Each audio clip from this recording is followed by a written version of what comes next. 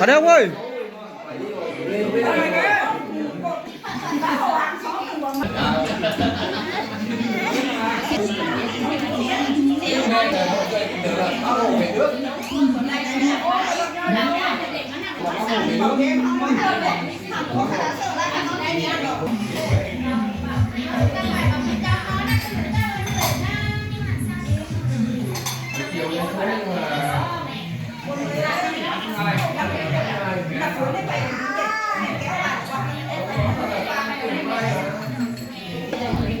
Đúng chuẩn chọc cái điện đập vậy. Nhưng người cho khách ăn cơm với còn